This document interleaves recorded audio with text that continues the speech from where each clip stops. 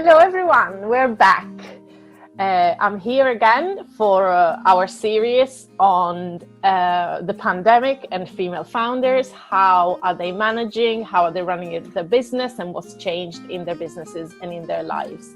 And today I am here with Tracey. I have worked with Tracey for quite a long time, and I've known her for at least 3 years, I think. And because she is much better than me at presenting herself, I'm going to hand over to her now. Thank you, Fran.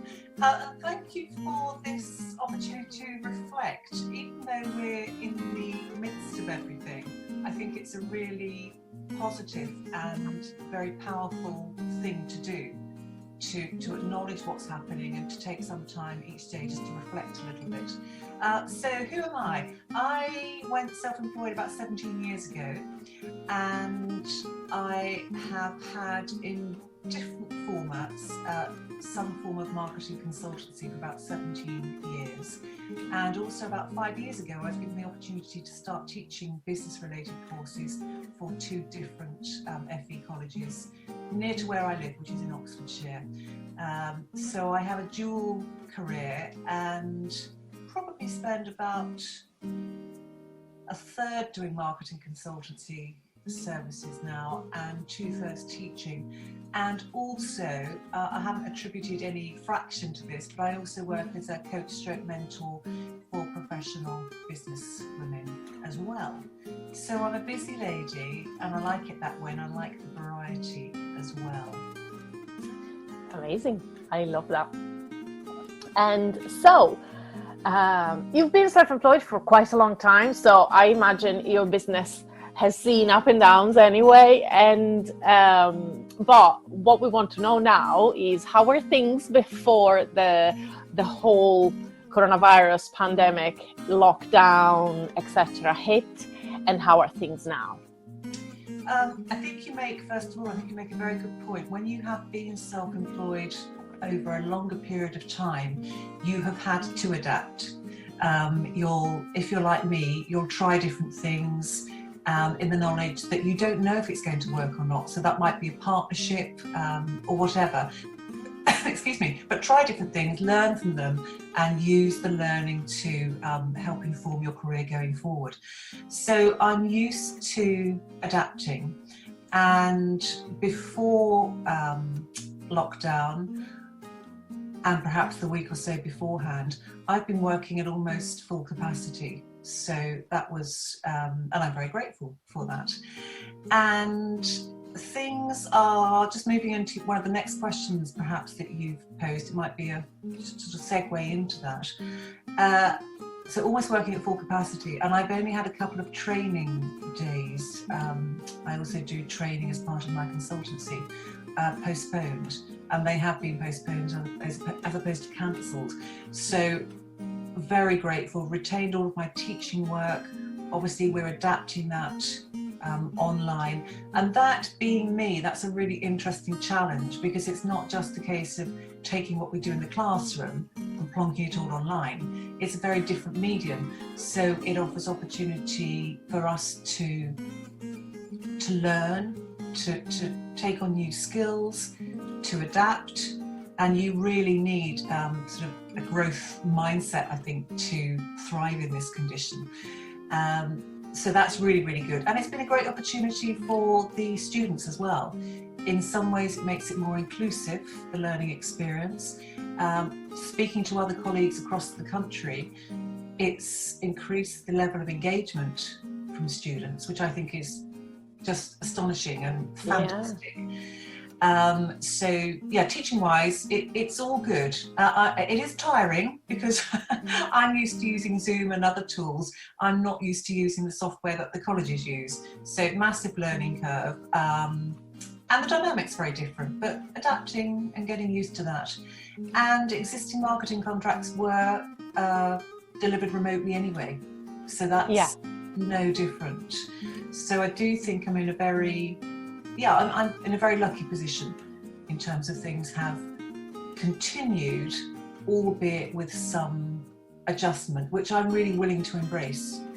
Yeah, And it's very interesting how you were saying also the students had to adapt, because people think that because students nowadays were born in this technology, they were born with video calls and smartphones and things like that, they don't have to adapt. But I am seeing even my son, who works on the computer in school all the time, is struggling to do like video lessons and things. It's completely different, and it's a different way to engage and a different way for students to respond. And in a way, I think because they're home, I mean, my son is only 11 and also he's got special needs, so it's I suppose it's a different way of reacting. But what he thinks is, because I'm at home, the same rules don't apply. Yeah. So it's a difficult balance. I'm interested to hear that. On the back of one of my sister's sons, he's massively into gaming. He has other hobbies as well, but she said he's been choosing to do less gaming and choosing to do more work for school. Yes, it's the same for me. And it opens up, I mean, this is just such a fascinating debate, and I think, I've been having similar conversations with business colleagues as I have with teaching professionals, and the opportunities this presents, I think, are huge. And I'm certainly not advocating for 1 second that, you know, we all want to move to an online world, because I, for one, certainly don't. And there are some aspects which I miss dearly. You can't necessarily replicate that energy you have in a classroom or a training room. So you have to do things differently. But I think it's an opportunity for us to, one of the words that keeps being bandied around, tell me if I'm going off on a tangent, is about trusting people. So if somebody's working from home, a business professional, and they're getting the job done, and they're also able to have more time with their family and things like that, that's a really good thing. So when we go back to whatever the new normal will be, I'm really hopeful that more organisations will be genuinely receptive to some sort of flexible working, and allow people, if it fits in with the needs of the business, allow people the opportunity to work from home. And I know we're meant to have had that in place legally for some years, but I know of many organisations who will find reasons that, you know, you can't do that. So trust people to do a good job, trust students to want to learn, and 9 times out of 10, I think people will surprise you. I mean, for me, it's the same. My son is asking to do work every day, which has never happened before. But he's asking. And the other day he was having this conversation, sending vocal messages to each other with a friend.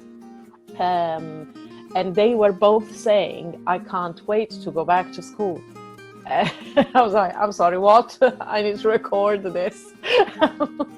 So, as I said, it's not about this wonderful online world. Let's all stay in our own little houses forevermore. Yeah. But I think it's great that, if we're talking about students, that they are choosing. They are making a choice. And there's something very interesting. It's a very interesting discussion to be had around that. So in terms of the teacher, the tutor, the lecturer, how much of our role needs to come away from just for brevity, stuffing people full of information, and I'm using provocative terminology.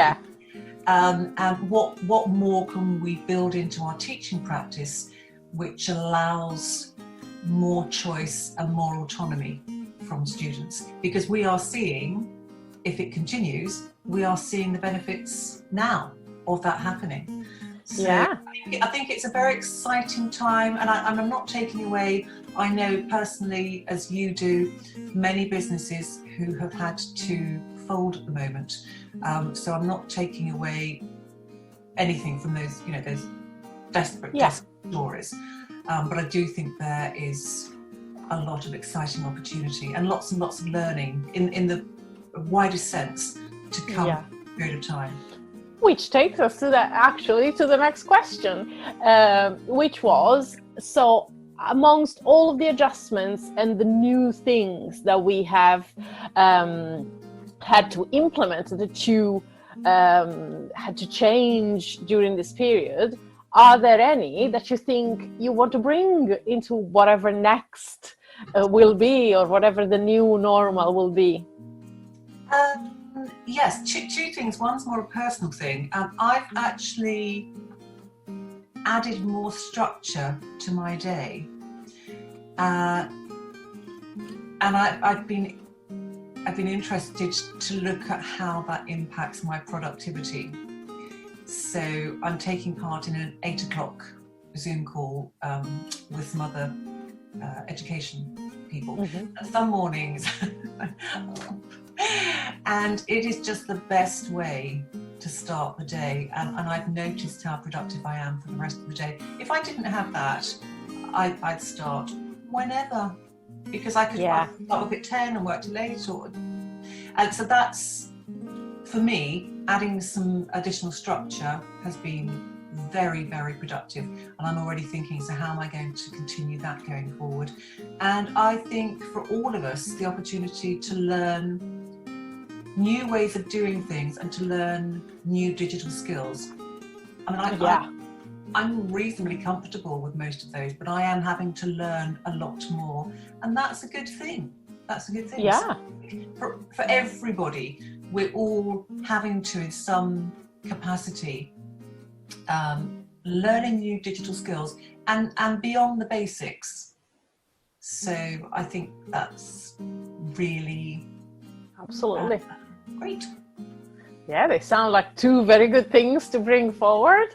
And then, as usual, with all the other female founders, I'll ask you to finish this with 3 positives. So you've given us many already, but if you had to pick 3, the top 3 positive things?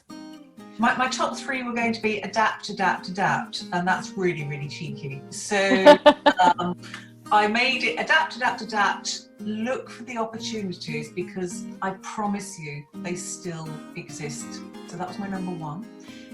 My number 2, this is how I live my life: surround yourself only with positive people. Big underline.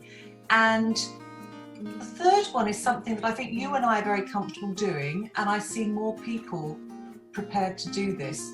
Don't be afraid to be seen as, to share your vulnerability and proactively ask others for support and advice. And that might sound really obvious, but in the business world, and perhaps in the teaching world, we can sometimes think, well, I shouldn't do that because I mustn't show any sign of weakness.